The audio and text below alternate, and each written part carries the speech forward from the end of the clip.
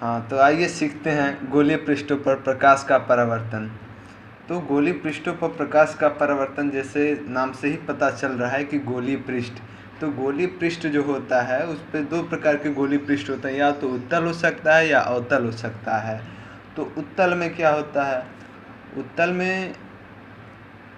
उत्तल में जो होता है अंदर का ये भाग रंगीन होता है, जो कि सिल्वर आयोडाइड या सिल्वर के कोई कंपाउंड से बना होता है।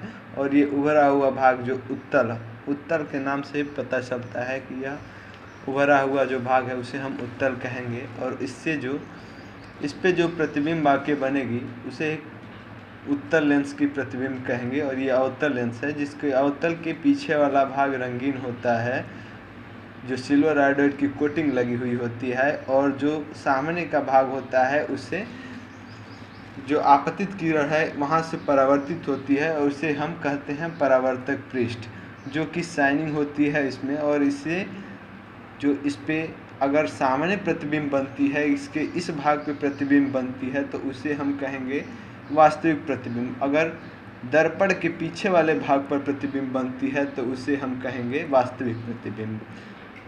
ऐसी होती हैं आपतित किरण। हम पिछले वीडियो में पढ़ चुके हैं कि आपतित किरण जो आती है वो यहाँ से आई और आर, आई बराबर हमेशा आर के बराबर होता है। ये आपतित किरण है और ये परावर्तित किरण है, और ये है आपतन बिंदु।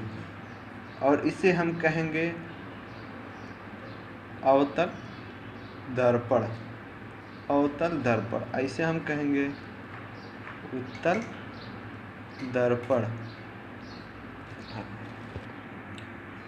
पहले हम जानेंगे अवतल दर्पण की वक्रता केंद्र, वक्रता त्रिज्या और बाकी उससे रिलेटेड सभी पॉइंट्स। तो सबसे पहले हम देखते हैं मुख्य अक्ष।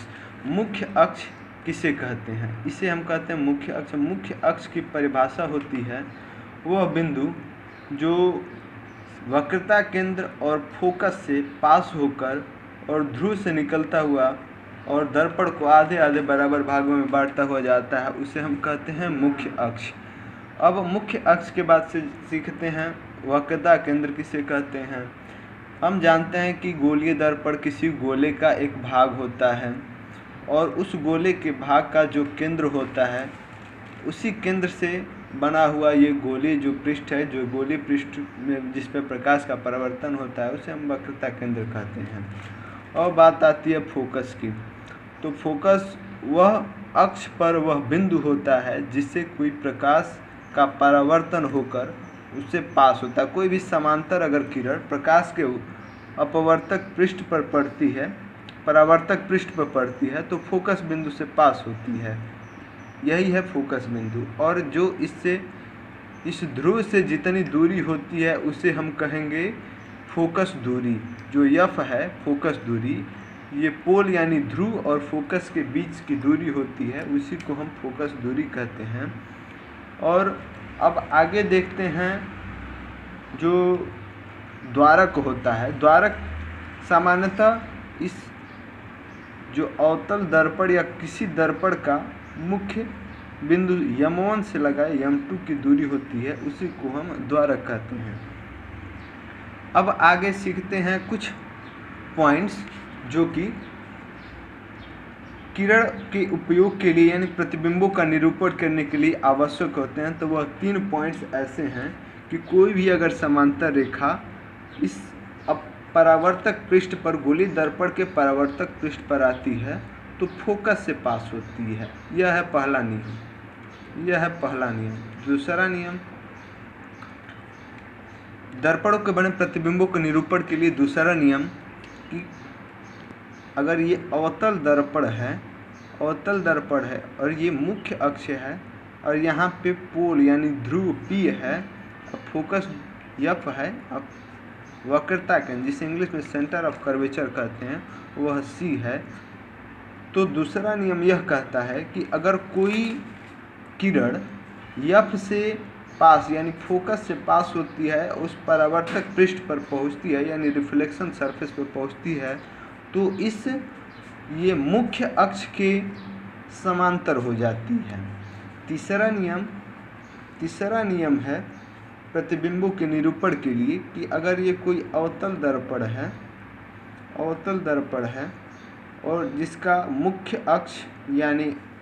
अक्ष ये है और इसका ध्रुव P है, F है और ये C है, तो तीसरा नियम यह कहता है कि अगर कोई किरण C यानी वक्रता केंद्र से पास होती है और इस रिफ्लेक्शन सरफेस परावर्तक पृष्ठ पे आकर पड़ती है तो वह उसी के अपोजिट दिशा में ही रिफ्लेक्ट हो जाती है, यानी उसका अपवर्तन उसी के दिशा में हो जाता है, उसी के जस्ट अपोजिट दिशा में हो जाता है। इसको हम तृतीय नियम कहेंगे। और इन तृतीय नियम से गोलीय दर्पण से प्रतिबिंब का बनना इस वीडियो में सीखेंगे। हम इन 3 नियमों को तो जान ही चुके हैं। पहला नियम कहता है कि जो किसी मुख्य अक्ष के कोई किरण अगर पड़ती है, गोलीय दर्पण परावर्तक पृष्ठ पे पड़ती है तो फोकस से पास। दूसरा नियम है अगर फोकस पे पड़ती है तो मुख्य अक्ष के समानांतर जाती है। तीसरा नियम है अगर सेंटर ऑफ कर्वेचर यानी वक्रता केंद्र पे पड़ती है तो ठीक इसके अपोजिट। हम अगले तो में सीखेंगे प्रतिबिंब की स्थिति क्या होती है, वस्तु की स्थिति जब बनती है, वस्तु की स्थिति जब होती है तो प्रतिबिंब की क्या स्थिति होती है, प्रतिबिंब का प्रकृति आकार क्या होता है, और किरण आरेखों के माध्यम से हम इस सीखेंगे। देखते हैं। पहला अगर वस्तु की स्थिति P और F के बीच में रहती है, P और F के बीच में रहती है तो एक समांतर रेखा, मान लीजिए कि ये सिर है किसी वस्तु का और इससे हम एक समांतर रेखा मुख्य अक्ष के खींचेंगे जो F से पास होके जाएगा और एक C से एक किरण भेजेंगे उसके सिर पे और जो कि पीछे यहाँ पे जाएगा और इससे लड़के ही पीछे चला जाएगा। जैसे हमने तृतीय नियम के अनुसार ये पीछे चला जाएगा। और जो P और F के बीच में किसी वस्तु की स्थिति होती है तो इसका प्रतिबिंब सदैव आभासी बनता है, यानी इस गोलीय दर्पण के पीछे बनता है और इसको प्रोड्यूस करेंगे आगे की तरफ तो ये कुछ यहाँ पे ऐसे बनेगा, यानी वस्तु का आकार बड़ा होगा, सीधा होगा और आभासी होगा। तीसरा देखते हैं, अगर कोई वस्तु फोकस पे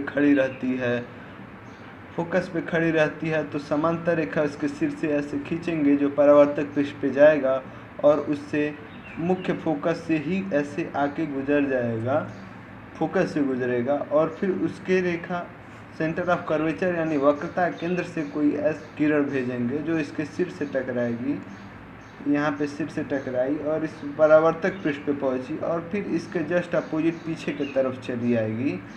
यानी ये कहीं रेखा मिलने वाली नहीं है, ये अनंत पे मिलेंगी। तो वैज्ञानिकों का कहना है कि ये जो रेखा जब 2 रेखाएं आपस में मिलती नहीं तो किसी चीज़ का हल नहीं निकलता। जैसे 2 चर वाले रेखीय समीकरण में भी कुछ ऐसा होता है कि जब 2 रेखाएं आपस में मिलती हैं तो सॉल्यूशन मिलता है।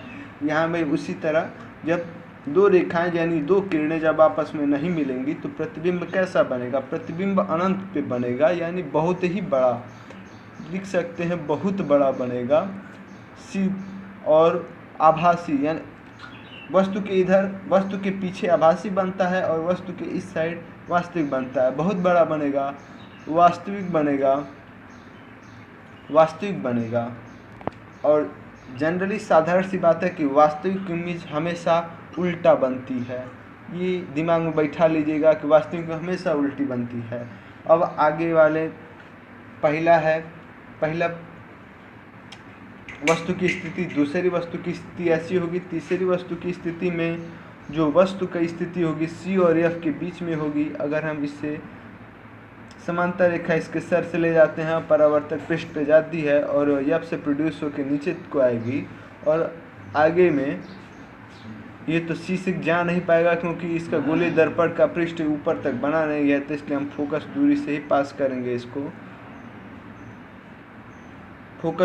ही पास करेंगे और इसको इस द्वितीय नियम के अनुसार यह कोई भी रेखा फोकस से पास होती है तो इस अक्ष के समांतर जो मुख्य अक्ष है मुख्य अक्ष से समांतर